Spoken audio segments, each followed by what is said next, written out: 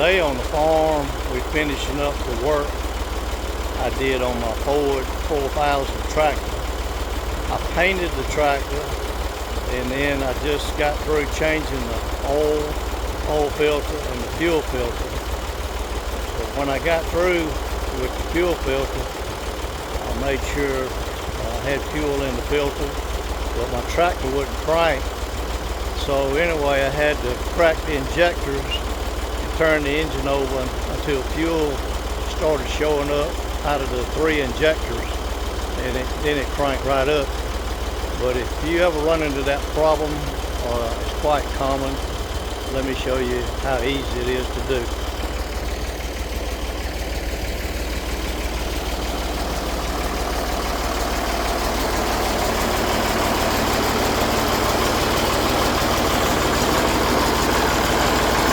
Let's turn this off where you can hear better.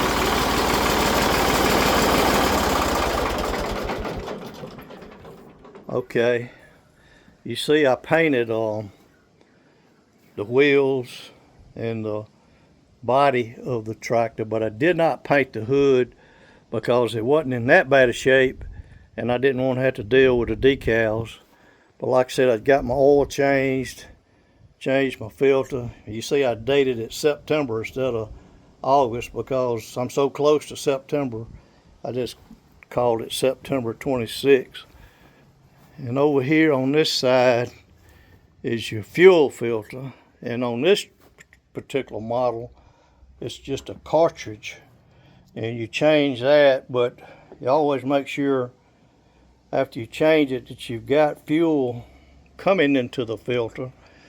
And what you do is you crack this nut on this right up here, open it up. Of course you got to turn your fuel on, but and you can turn it over a little bit to make sure you got fuel coming out of here. But I did that, and but then I tried to crank it before I really had all the air out of it, and then it wouldn't crank. So what you have to do then, some people will bleed it down here on the fuel injector pump, but it can trap air between here and the injectors through these lines. So you have to pull your battery out on this shelf, and you have 3, this is a 3-cylinder, so you have 1, 2, 3 fuel injectors, and all you do is loosen these 3 nuts and you turn the tractor over until you see fuel start to squirting out. And then once they squirt out, all 3 of them, you close them up and keep turning your tractor over, and it should fire right up, and which it did. Some people use ether, some people call it cheetah. I don't like to use it if I don't have to, but sometimes you have to get a diesel engine to crank. But I didn't have to use it on this one, and all turned out well. But I'm real proud of the way my tractor turned out.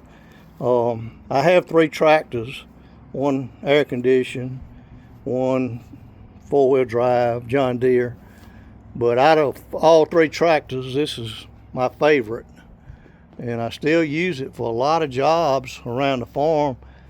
I run the rotary mower behind it, box blade behind it.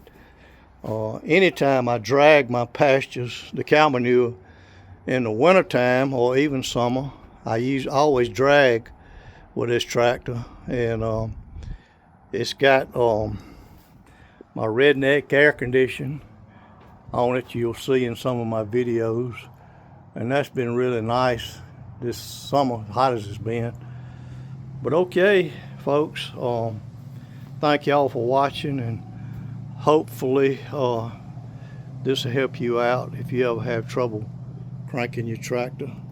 And y'all have a blessed day.